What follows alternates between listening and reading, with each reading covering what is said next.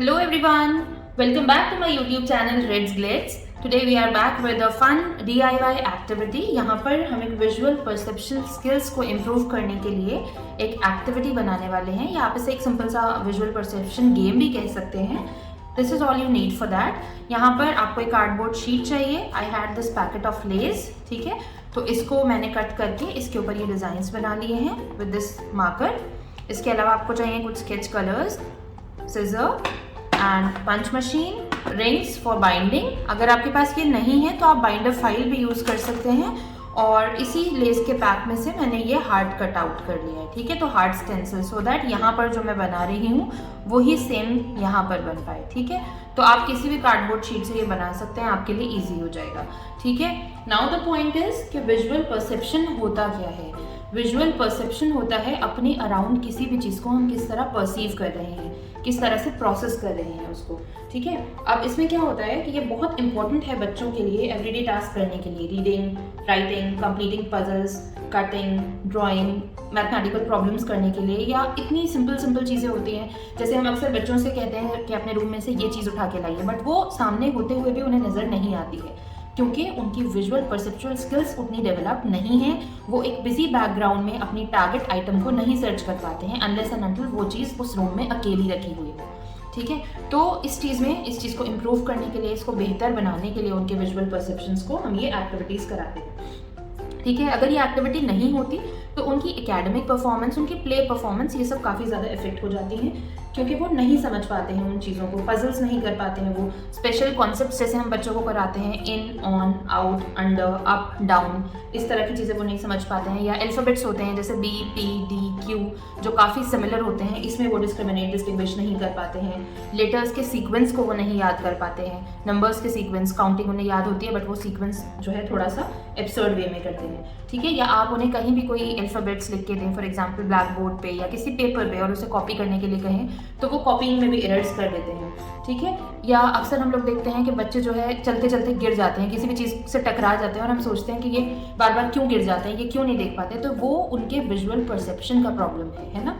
तो उसके लिए हम उन्हें डिफरेंट एक्टिविटीज़ कराते हैं जिससे उनकी विजुअल परसेप्चुअल स्किल्स डेवलप हों.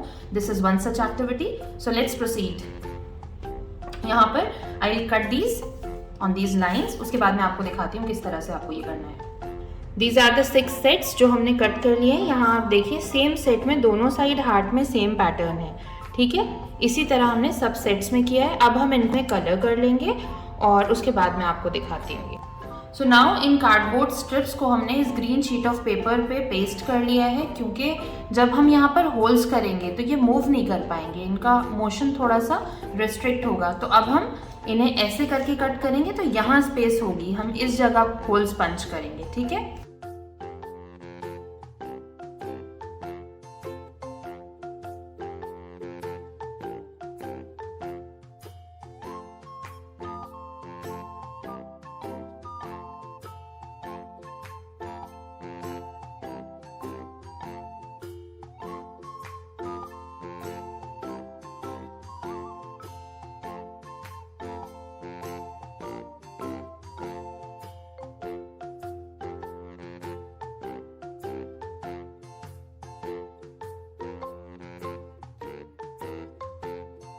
Now that we have punched holes in them, अब हम इनकी सॉर्टिंग कर लेंगे. ये जो कलर्ड स्क्वायर्स हैं इनको हम अलग कर लेंगे, कलर्ड हार्ट्स को हम अलग कर लेंगे, और जो नॉन कलर्ड पैटर्न हार्ट्स हैं उन्हें हम अलग कर लेंगे, ठीक है.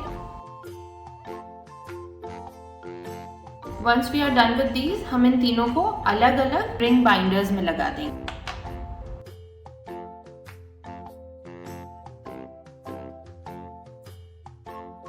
नाउ सी, यहाँ पर हमने ये स्टैक्स बना लिए हैं as you can see here, ठीक है. ये कलर्ड स्क्वायर्स के स्टैक्स हैं. इन रिंग्स को आप खोल के कभी भी इनका सीक्वेंस भी चेंज कर सकते हैं. I use these coloured squares in between. यहाँ ये पैटर्न मैंने रख लिया है. इनिशियली मैंने इस पैटर्न के सर्कल्स को येलो किया है ताकि हम बच्चों को ईजिली ये समझा सकें कि हमें येलो और रेड कलर चाहिए. The circles are already yellow, तो इसका रिजल्टिंग फिगर क्या होगा, ठीक है.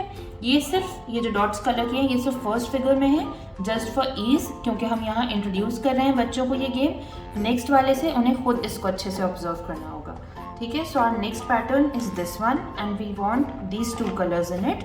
तो इसका रिजल्टिंग फिगर क्या होगा ये बच्चों को खुद इसमें ढूंढना होगा, ठीक है।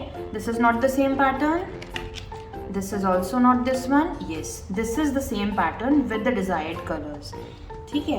now the next one is this and the colors we want are pink and blue, so we'll go back, search again for pink and blue,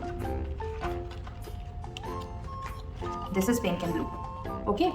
now the next one is this, इसी तरह हम इसको करते रहेंगे, इनको flip करते रहेंगे, ठीक है। ये पैटर्न इन दीज कलर्स हमें चाहिए, तो यहाँ फिर हम इसको देखते हैं ये कलर्स किधर हैं।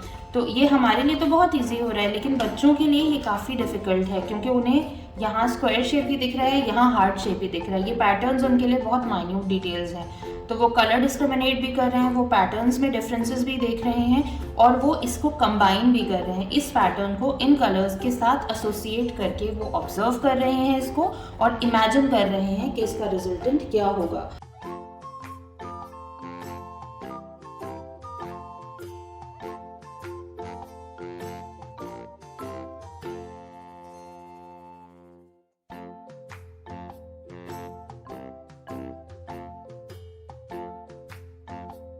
तो इस तरह की एक्टिविटीज़ बच्चों की अटेंशन स्पैन को बढ़ाने के लिए, उनके कंसंट्रेशन, उनके फोकस को इम्प्रूव करने के लिए बहुत अच्छी होती हैं। बहुत इजी सी एक्टिविटी है। आप इसी तरह से और भी बहुत सी चीज़ें कर सकते हैं, ज़रूरी नहीं आप हार्ट बनाएं, आप स्माइली बना सकते हैं। यहाँ आप सिंपल स्माइली बना दें, इधर आप स्माइली का कलर दे दें और यहाँ पर आप वो कलर्ड स्माइली दिखा दें, है ना। तो अपने बच्चे के लेवल के हिसाब से आप इस तरह के गेम्स उन्हें बना के दे सकते हैं and this will be very interesting one for the kids. बहुत देर तक इसमें एंगेज रहते हैं, बहुत कुछ सोचते रहते हैं और सबसे अच्छी बात इन गेम्स की ये भी होती है कि इनके साथ साथ बच्चों की कम्युनिकेशन स्किल्स भी इम्प्रूव होती हैं। ऑल्दो वो ये खेलते में किसी और से बात नहीं कर रहे हैं, but they talk to themselves.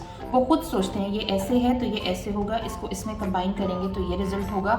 Self talk से भी बच्चों की कम्युनिकेशन स्किल्स इम्प्रूव होती हैं और उनके कॉग्निटिव डेवलपमेंट के लिए तो ये वैसे भी बहुत इंपॉर्टेंट, बहुत अच्छी एक्टिविटी है।